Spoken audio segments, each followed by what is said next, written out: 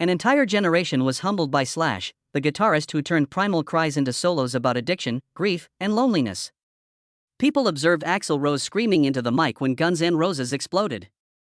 However, Slash was playing in the murky shadow behind him, as if pouring out his emotions. His death was literal. His heart stopped. Drugs, alcohol, grief. Drag him to the edge.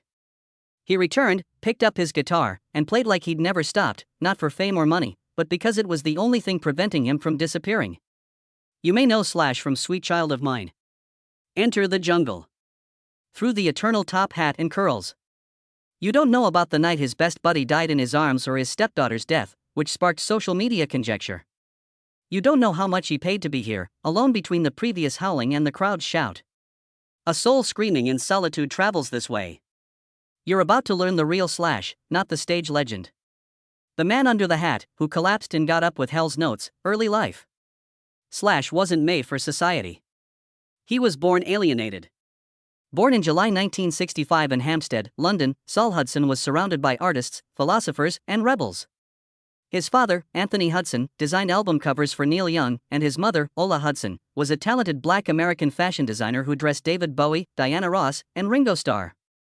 Slash was a biracial youngster stuck between England's immaculate whiteness and America's racially inflamed America, between high art and a tumultuous real existence, from birth. Slash said of his father, he was the renegade in the family, went to art school, married a black woman, and joined rock and roll society. Nobody in his family accepted that. His father's family disowned them. The family moved to Laurel Canyon, a 1970s artist community, in Los Angeles when Slash was 5. He grew up at parties with alcohol, smoke, rock music, and eccentrics. Joni Mitchell, Carly Simon, Jim Morrison, Glenn Frey. He remembered them as misty shadows from childhood. However, a child was overlooked in all the brilliance. Slash grew quieter with age. The divorce followed. His mother grew close to David Bowie professionally and emotionally. His father drank more and drifted. Into the void fell Slash. No comfort. No explanations. After the divorce, his life fell apart. Moving between two homes, he calmly watched grown-ups drink, dispute, and disappear. He was expelled, caught stealing, fought, and arrested multiple times for theft at school. Slash said in his memoir that he lived like an adult at 12. Unsure of his destination. BMX biking, stunt riding, downhill racing, and freestyle tricks were his getaway. After rigorous preparation and competition, he became famous in LA. Joy was ephemeral. It couldn't relieve the long-standing emptiness, the nebulous, hollow feeling of not belonging. A turning moment occurred. Slash heard Aerosmith on an old vinyl album. His spirit was stirred by the guitar's bluesy, howling tone. Slash didn't overthink it. Just knew. Man had to play guitar. Without money for lessons. Nobody knows theory. A simple chord book and an ancient guitar. Starting from scratch, he practiced 10 to 12 hours daily. The blisters on his fingers and wrist hurt. He continued. Slash learned by ear, recreating Led Zeppelin, B.B. King, Jeff Beck, Clapton, Joe Perry, and Jimi Hendrix solos in improvisation. Slash met Steven Adler, a young, enthusiastic, natural drummer, while playing guitar. They became close friends, started bands, broke up, and tried again. Slash improved, but nothing took off. He didn't require approval. He felt it. Slash played a Van Halen solo at school. His peers, who had avoided him for his long hair, silence, and oddity, now looked at him differently. Without speaking, Slash was heard. Music had opened the first door from darkness. Slash never doubted his path after that. Guitar was survival, not passion. He didn't imagine his popularity or future. He knew the world fell quiet whenever he played the guitar. It was the first time he felt in charge. Guns N' Roses succeed. Slash wasn't destined for fame. Born to play guitar and burn with it. In the early 1980s, Slash entered the professional music scene after honing his skills in school bands and niche projects. His first band was Road Crew with drummer Steven Adler. Seattle punk bassist Duff McKagan was hired. Things changed then. Slash connected with Indiana oddballs Axl Rose and Izzy Stradlin. They formed Guns N' Roses in 1985, but it wasn't easy. We practiced all night. Fights started in the garage. Days without food, evenings with cigarettes and moldy bread. Despite the commotion, Slash felt for the first time that his music had found a home. In the LA underground, GNR was known for its aggressive performances and explosive energy. Slash didn't speak or preach. Just played. He soloed, freezing the room. Something visceral, violent, and extremely emotional spilled from his fingers. Guns N' Roses joined Geffen Records in 1986. They recorded Appetite for Destruction in grime but with passion. Slash infused every song with soul. Hello to the Jungle's riff raged. Sweet Child O' Mine began as a finger exercise, but Slash made it a haunting song. At first, the July 1987 record was disregarded.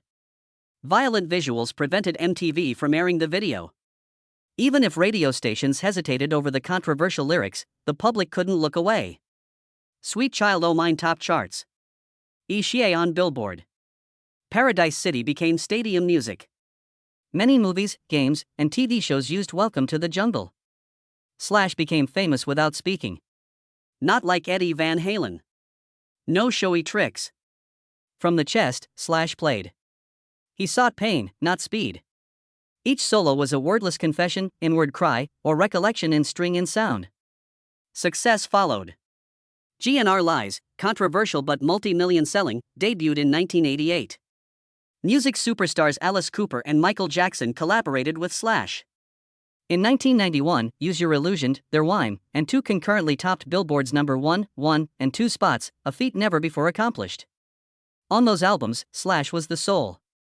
In November Rain, Estranged, Don't Cry, he combined strong rock wrath with ballad grief and haunting solos.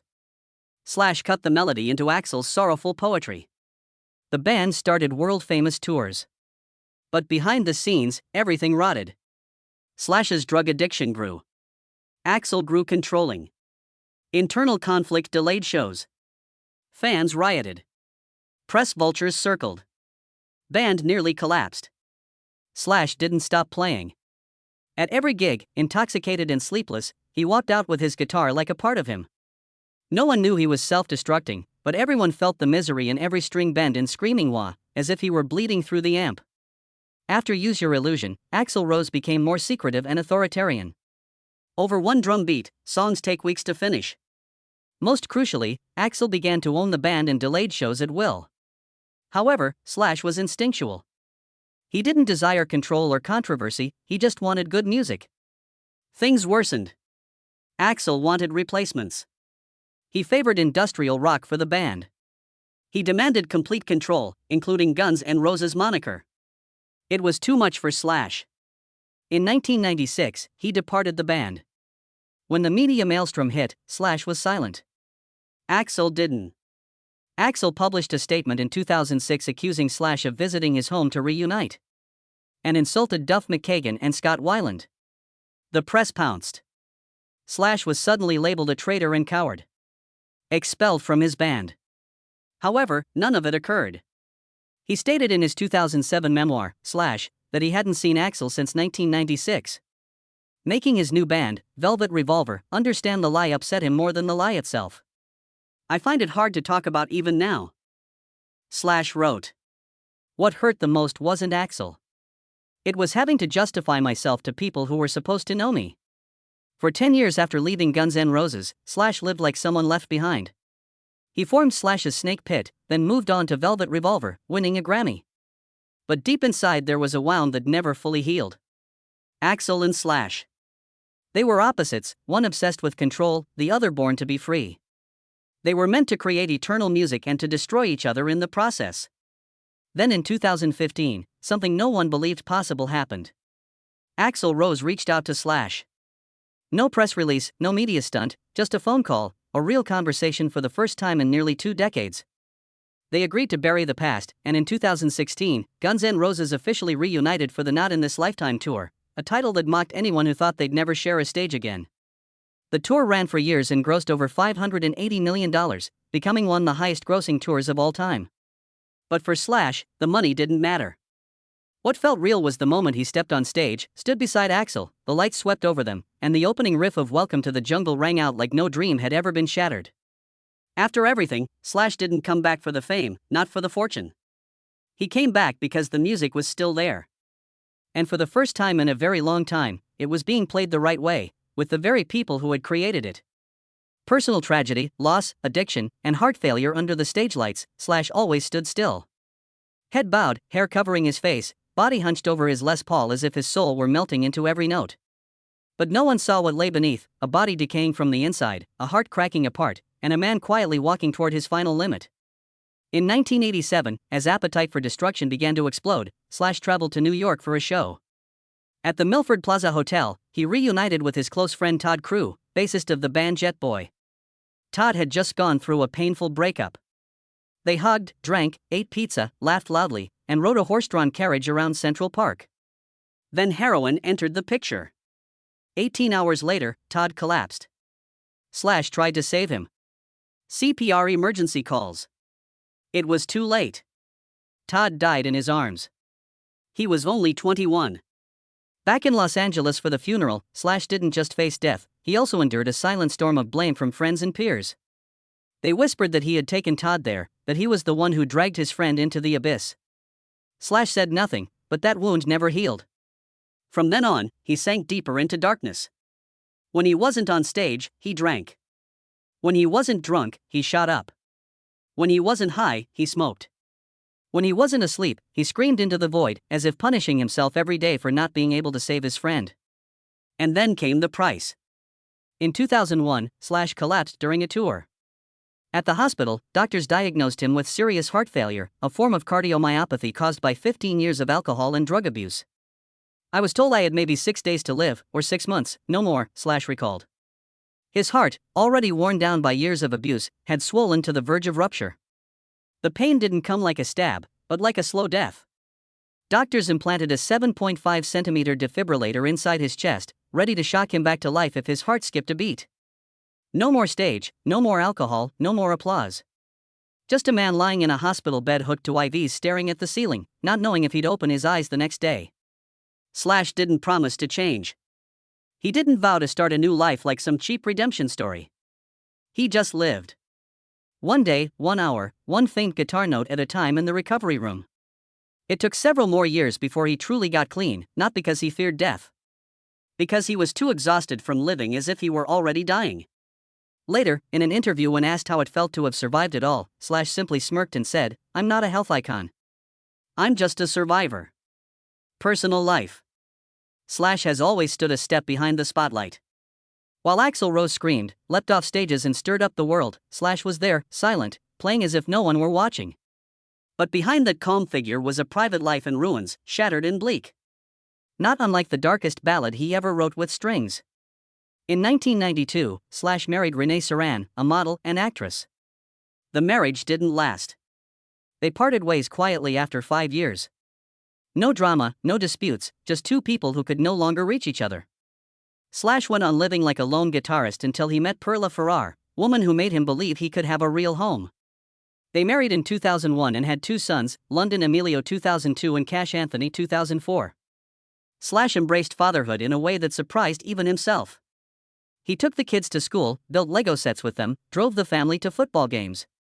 In one of his rare sober interviews, Slash once said, "Music saved me. My kids gave me a reason to keep going." But that light didn't stay for long. The marriage with Perla began to crack around 2010, just as Slash was trying to get clean for good and build his solo career.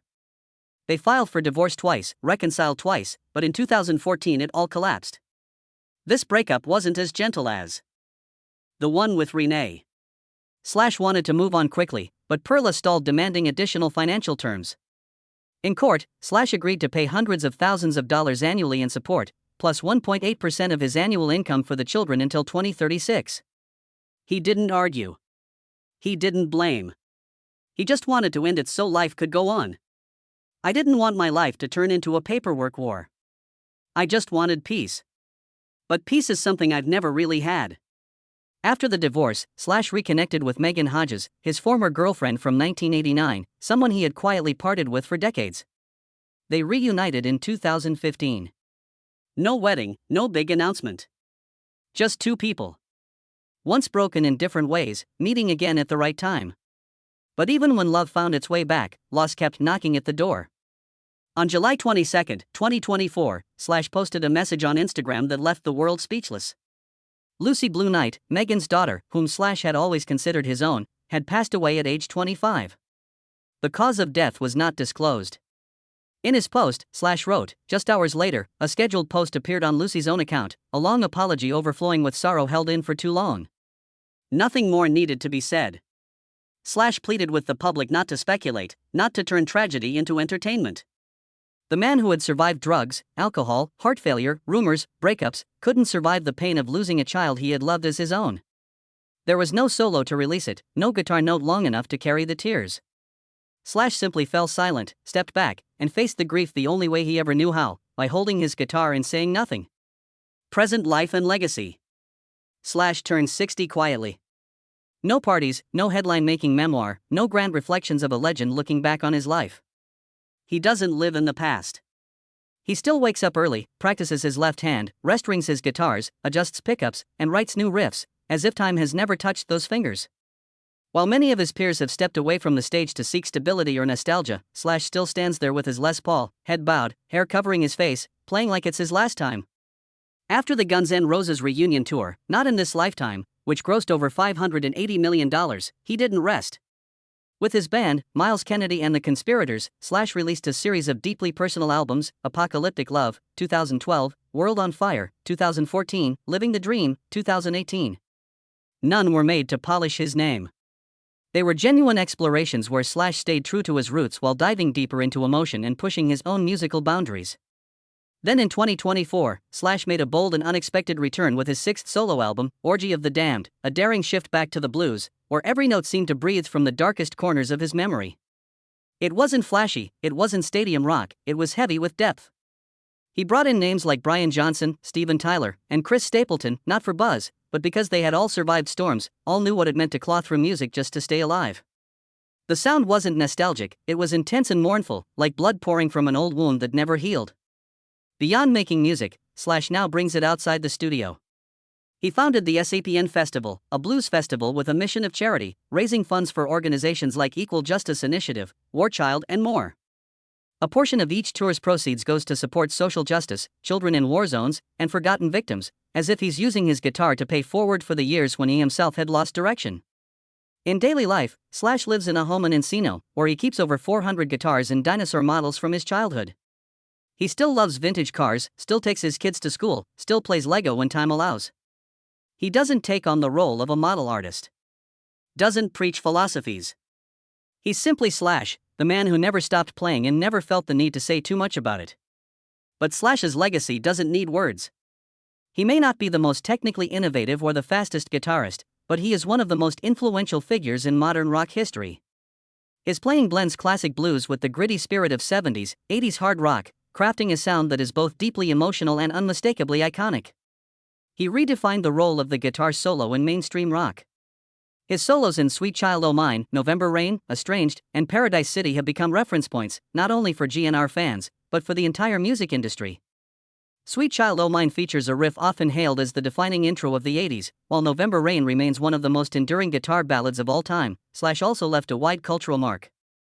The image of wild curls, top hats, sunglasses, and a Gibson Les Paul became a global icon, used by instrument makers, video games, comic books, and fashion brands for decades. Gibson has released several Slash signature Les Paul models, among the best-selling guitars of all time. On a technical level, Slash is revered for his emotional intensity, fluid solo structure, and use of the wah pedal as an expressive tool rather than a gimmick. He inspired a generation to chase the idea of playing guitar with your heart, from bedroom beginners to professionals worldwide.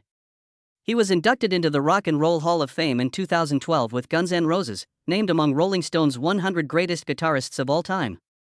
And frequently ranks in polls from Guitar World, Classic Rock, Kerrang, and beyond. But his true legacy lies in this. With just one note, people know it's Slash. In a world where sound is increasingly digital and emotion blurred, Slash has preserved the core of guitar rock, raw, instinctive, and unfiltered. He never stopped playing, never stopped being real, and never tried to become a legend. Which is exactly why he became one of the few who truly are. Slash is proof that rock still has a heart. And if you've ever felt lost, alone, and turned to music not for fun but to breathe, then chances are his guitar was one of the things that kept you going. If Slash's guitar ever struck something deep in you, don't forget to leave your thoughts below, like the video, and subscribe to the channel, because there are still stories to tell. From legends who continue to live real in a world growing more artificial.